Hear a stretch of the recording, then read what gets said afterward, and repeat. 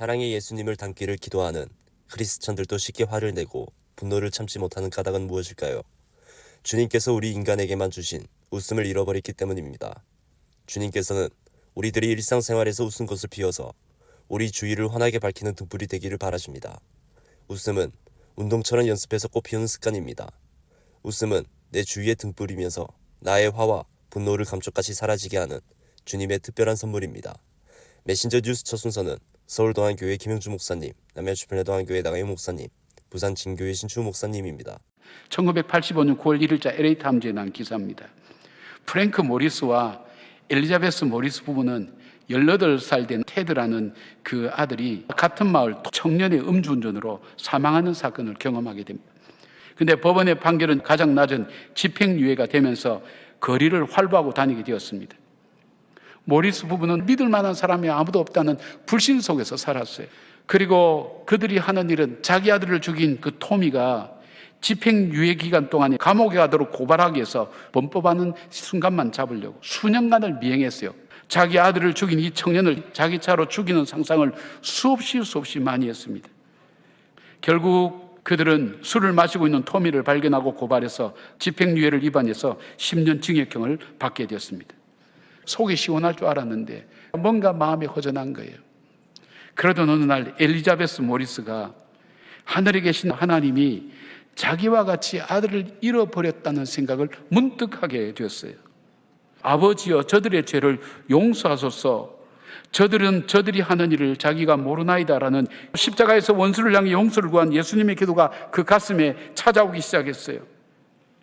비로소 엘리자베스는 자기 아들을 죽인 그 청년을 자기의 의지적인 행위로 용서해야 된다는 것을 깨닫게 되었습니다. 너무 고통스러운 일이죠. 그럼에도 불구하고 이들은 토미를 감옥에서 나오게 합니다. 그로 하여금 술을 끊게 할 뿐 아니라 함께 교회에 나와서 매주일 예배를 드리게 만들었습니다. 마침내 이 토미가 세례를 받고 그리스도를 통해 부활을 얻게 되었다고 선포될 때에 두 가정은 서로 끌어안고 울었습니다. 이 아들을 입양했다고 그렇게 큰 기사로 신문에 볼 수 있었어요. 이 사건이 지난 다음 엘리자베스는 이렇게 고백했어요. 만일 내가 토미를 용서하지 않았다면 결국에 나는 파멸에 이르게 되었을 것입니다. 내가 죄인 되었을 때, 내가 하나님과 원수 되었을 때도 하나님은 나를 향한 사랑을 포기하지 않고 십자가에 자기 아들을 못 박아 죽이며 나를 구원해 주신 그 은혜의 사랑이 내 속에 흘러넘칠 때 우리는 용서할 수 있고 하나님의 그 사랑을 우리는 기억할 수 있고 하나님의 주권을 다시 한번 돌아보게 되고 축복하는 삶을 살 수 있게 되는 겁니다. 미국의 어느 마을에 할아버지 한 분이 암 진단을 받으셨습니다. 그런데 이 할아버지가 암 진단을 받은 그날부터 성격이 아주 난폭해지기 시작했습니다. 가족들이나 만나는 사람들마다 마구 화를 내고 욕설을 퍼붓고, 그래서 병원에 입원했는데도 아무도 찾아가지 않을 정도가 되었습니다. 병원에서 의사와 간호사들에게도 너무나 포악하게 대하였습니다. 사람들은 그래도 이 암에 걸린 이 할아버지를 어떻게 도와드리고 어떻게 좀 위로해 드릴 수 있을까 고민을 하다가 할아버지의 옛날 친구들을 보내서 위로를 해드리려고 했습니다. 하지만 할아버지는 그렇게 친했던 친구들에게도 고함을 치면서 쫓아내버렸습니다. 교회 목사님을 병실에 보내보았습니다. 그런데 목사님도 욕만 먹고 쫓겨났습니다. 유명한 상담가를 모셔서 들여보냈는데 역시 소용이 없었습니다. 그러던 중 어느 날 그 동네에 이 할아버지 옆집에 살면서 가깝게 지냈던 어린 꼬마가 할아버지가 아프다는 소식을 듣고 병원으로 달려왔습니다. 가족들은 그 꼬마도 할아버지에게 괜히 욕만 먹고 쫓겨나지 않을까 걱정이 되었습니다. 하지만 혹시나 하는 마음으로 병실에 들여보냈습니다.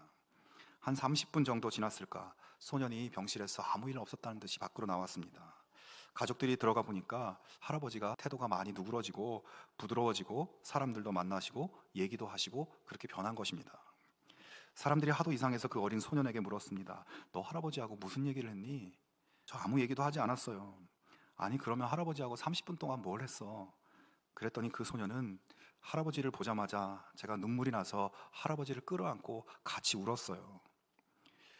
성도 여러분, 치유의 능력은 다른 것이 아니라 아픔을 공감하고 슬픔을 공감하고 고통을 공감할 수 있을 때 거기서부터 치유가 시작되는 것입니다.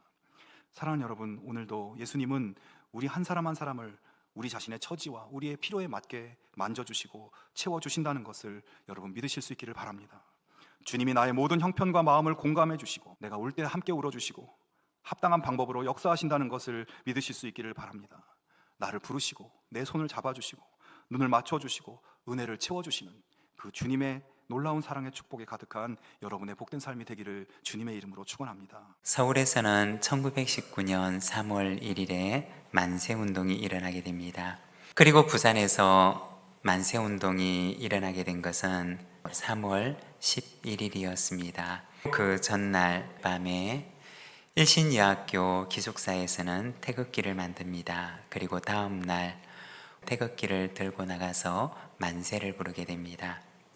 우리 교회 130년사에 보면 일신여학교 3.1 독립만세 운동을 했던 사람들이 추록 후에 만세운동을 도왔던 호킹 선교사님과 함께 기념사진을 찍은 것이 실려 있습니다. 우리 교회 출신으로 참 많은 분들이 나라의 독립을 위해서 참여를 했는데 우리 교회 첫 번째 세례를 받으셨던 심상현이라고 하는 분의 유곡자였던 심두섭 집사님은 진주에 가서 만세운동을 일으킵니다. 이로 인해서 진주경찰서에 감금되어 고문을 받게 되는데 조선 땅에서 조선 사람이 만세를 부르는데 왜 그것이 죄가 되느냐라고 항변을 했다는 기록이 남아 있습니다. 그리고 우리 교회 양한락 권사님은 일신여학교 고등과 1회 졸업생인데 만세운동을 전후로 해서 상해 임시정부로 가서 우리 대한민국 임시정부의 요원으로 활동하며 독립운동을 하게 됩니다. 그리고 문복숙이라고 하는 분은 통영에 가서 3.1 독립만세 운동을 주도를 합니다. 우리 교회의 차병곤 정오연이라고 하는 분은 항일 애국단체였던 순국당을 만들어서 항일운동을 하다가 고문 후유증으로 순국을 하게 됩니다. 1945년 8월 그토록 그리고 기다리던 해방이 찾아왔습니다. 그러나 우리나라는 분단이라고 하는 새로운 아픔을 안고 살아가게 됩니다. 끝나지 않은 전쟁, 분단의 아픔을 여전히 안고 살아가는 이 나라와 이 민족을 위해서 기도하는 이 3월이 되시기를 바랍니다. 성경을 읽고 주일 설교를 듣다 보면 나는 성경의 인물들처럼 제대로 된 크리스천이 되기 힘들다는 생각이 들 때도 있습니다. 그럴 때는 성경에서 예수님께서 빌라도에게서 사형을 받으시고 십자가에서 돌아가시는 그 장면을 매일 읽어보셔야 합니다. 그렇게 예수님의 가장 참단한 시간에 동조되어서 예수님 중독이 되면 해결이 된다고 하십니다. 메신저 뉴스 두 번째는 광주 양인교회 김현주 목사님, 부산해안교회 조성일 목사님, 울산호계교회 김병무 목사님을 연결합니다. 우리가 존경하는 손양원 목사님의 원래 이름은 손연준입니다. 손양원 목사님이 어디서 목회하셨어요? 여수 애양원 교회에서 목회하셨어요. 교회 이름으로 자기 이름을 개명하셨습니다. 목사님이 그 교회 성도들인 나 환자들을 얼마나 사랑하셨는지를 알 수가 있습니다. 우리가 믿음장이라고 부르는 히브리서 11장 4절 말씀 읽어볼까요? 그가 죽었으나 그 믿음으로써 지금도 말하느니라. 손양원 목사님은 1950년 9월 28일 북한 공산군에게 총살당해 돌아가셨습니다. 자기 두 아들을 죽인 안재선 씨를 양아들로 삼은 손양원 목사님은 예수님이 말씀하신 원수 사랑이 무엇인지를 실제로 보여주신 분입니다.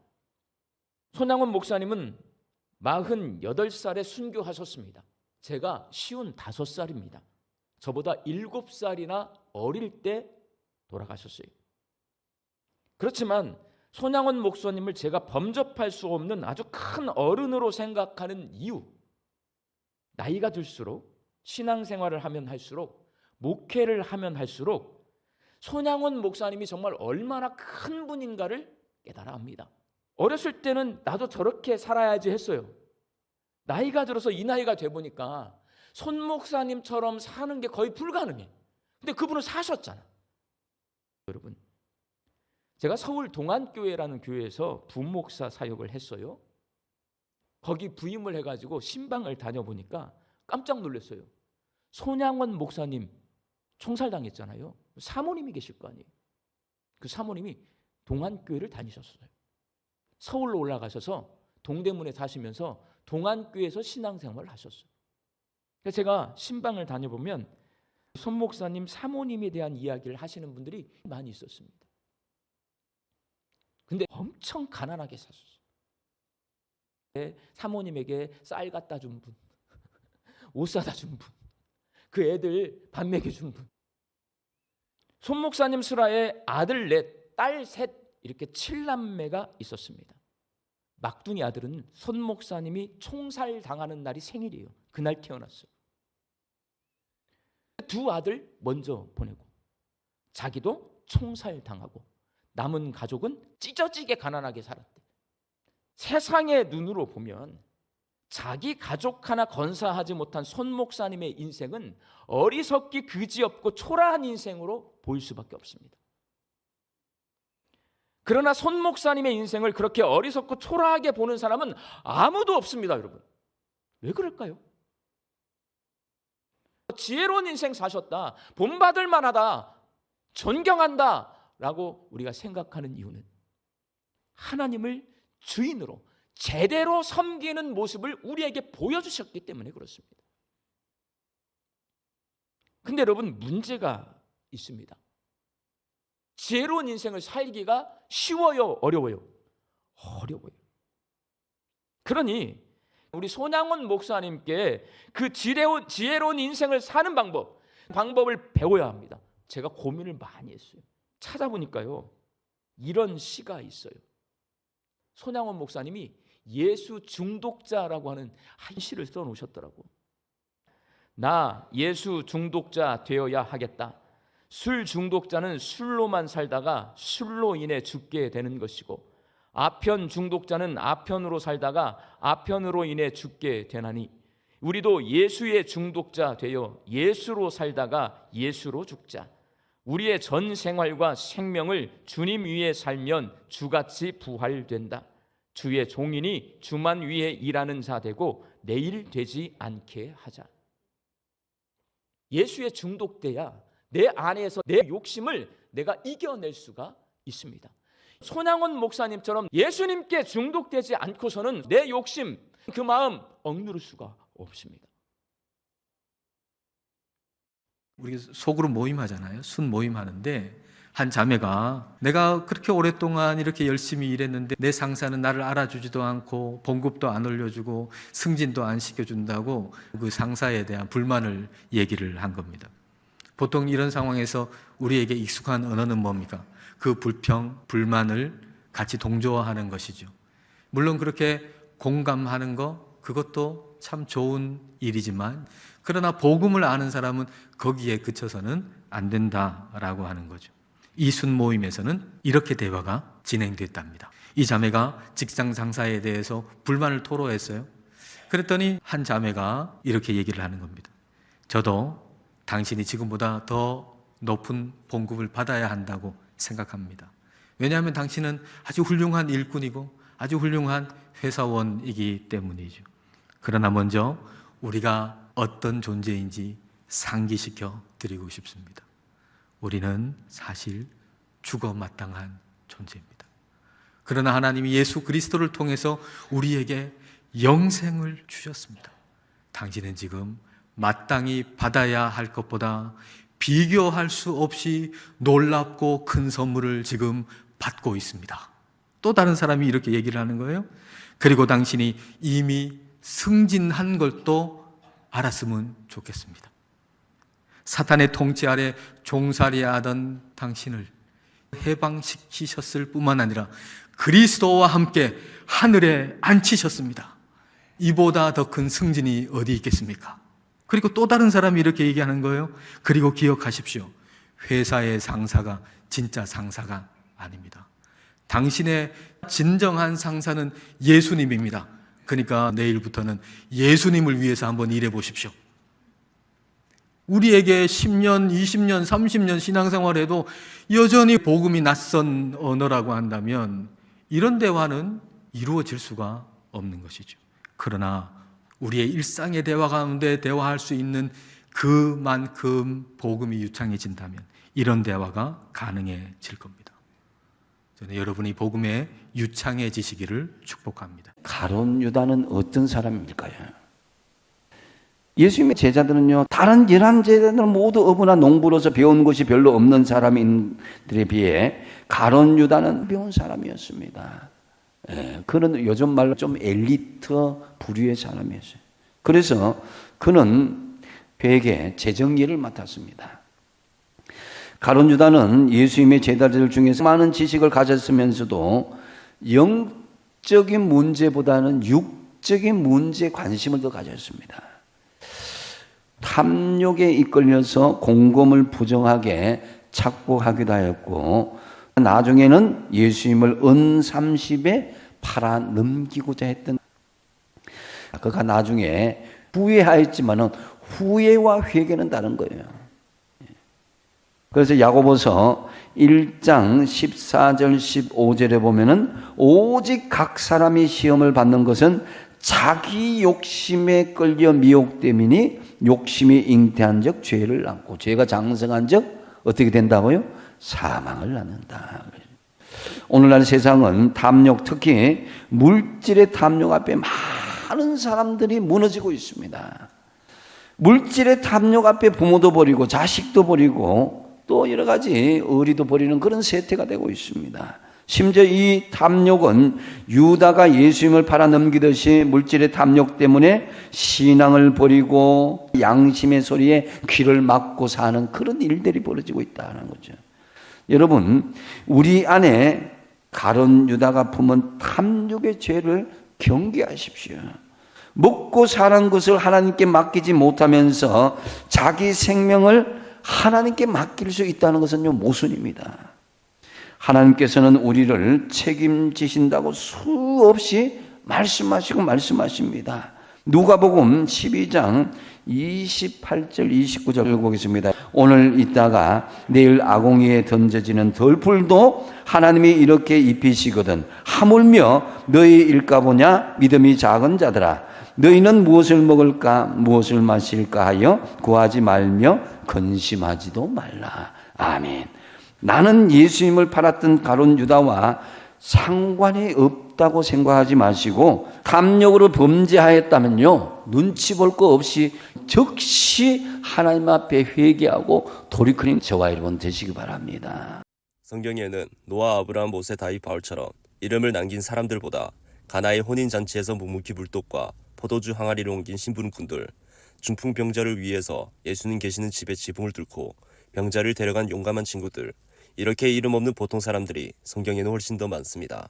그런데도 영웅주의, 스타 마케팅에 익숙해진 오늘의 크리스천들은 모세, 다윗, 바울 같은 성경의 영웅들만 바라보면서 큰 그릇이 되어서 큰 업적이 있어야 구원받는다고 착각한 나머지 봉사와 헌신도 기여 실적처럼 내세우고 경쟁하고 그러다가 좌절하기도 합니다. 하지만 사랑의 예수님께서는 작아도 요긴하게 쓰이는 생활 도자기 같은 신앙도 영혼들 못지않게 사랑하신답니다. 메신저 뉴스 마무리는 부상서교회 나일천 목사님, 고양 삼성교회 김영수 목사님, 경주나부교회 김상정 목사님으로 이어집니다. 디모데후서 2장 20절, 21절에 보면 이 그리스도인의 삶을 그릇에 비유하는 말씀이 나옵니다.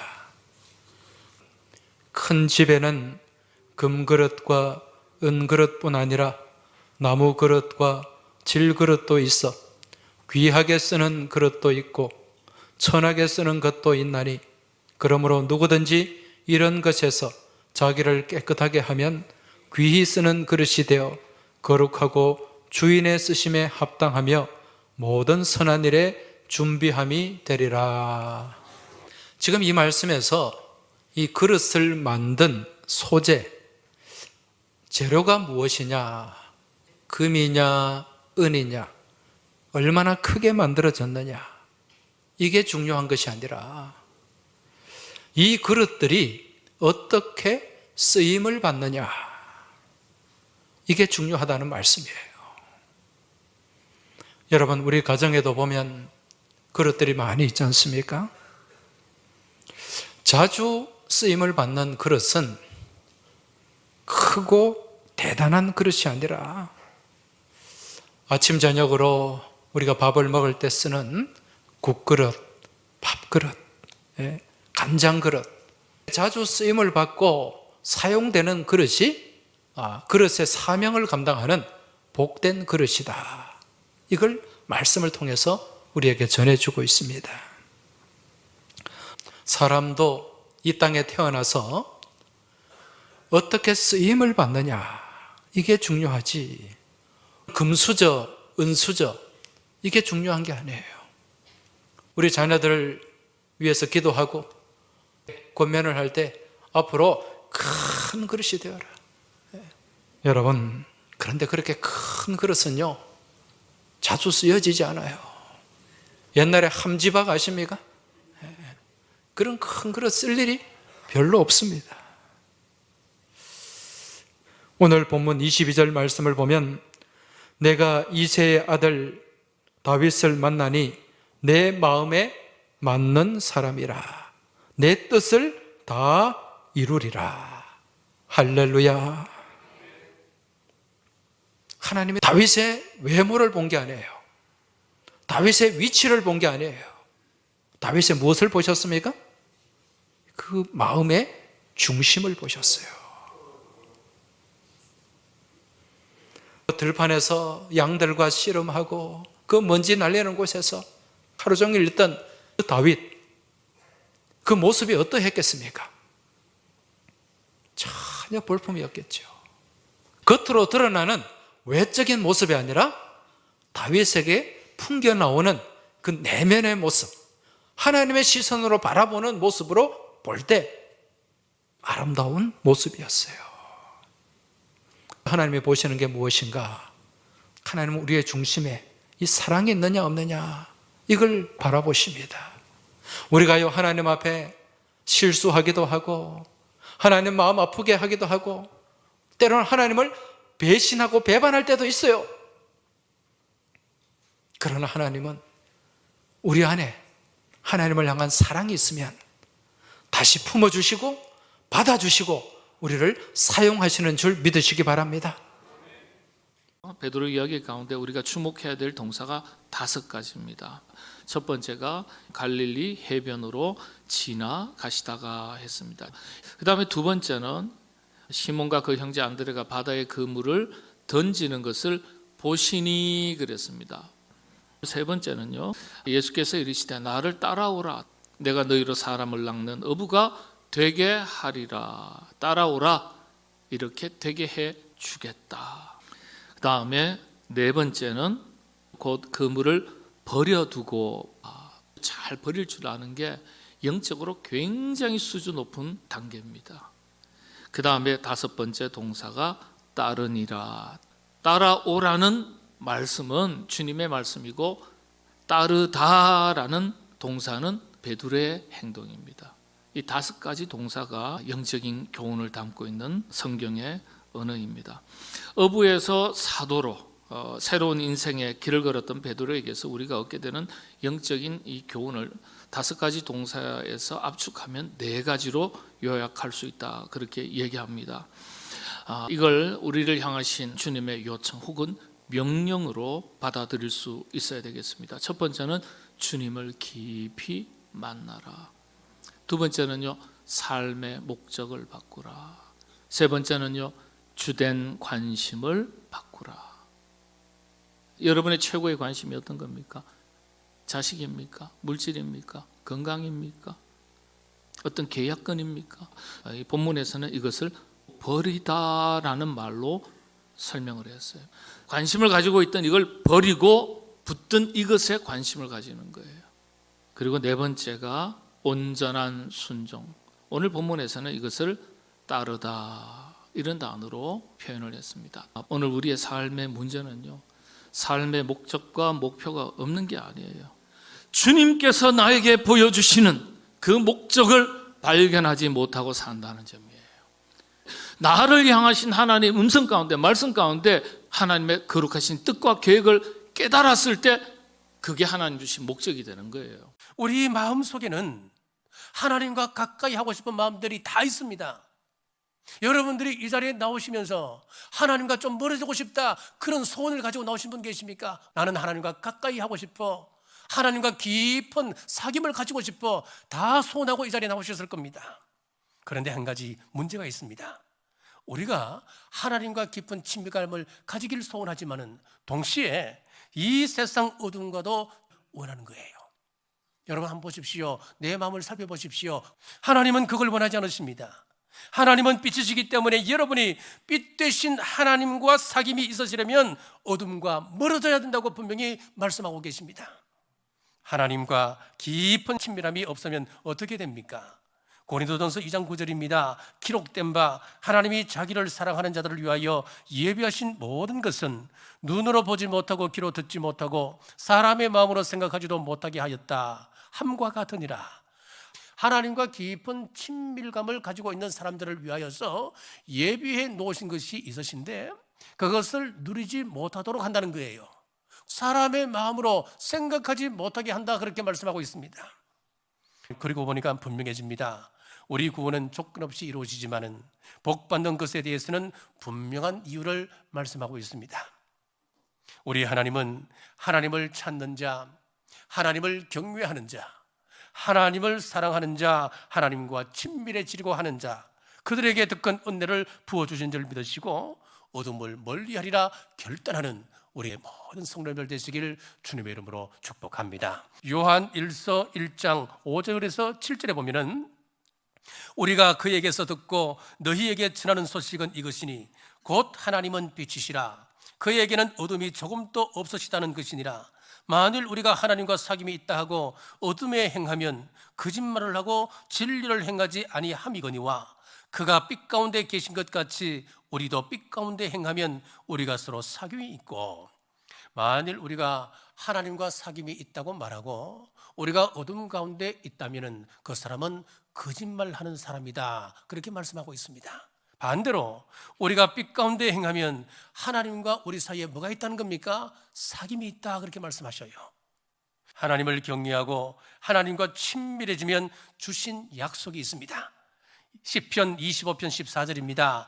여호와의 친밀하심이 그를 경외하는 자들에게 있음이요 그의 언약을 그들에게 보이시리로다. 하나님께서 하시려는 일을 하나님과 친밀한 사람에게 먼저 보여주신다 말씀하고 있습니다. 목사님들의 말씀 전체를 들으실 수 있도록 전부 링크해 두었습니다. 아직 메신저 뉴스 구독을 누르지 않은 시청자님이 계시면 지금 구독과 좋아요, 알림 설정까지 부탁드립니다. 다음 주까지 안녕히 계십시오. 메신저 뉴스 김석규입니다.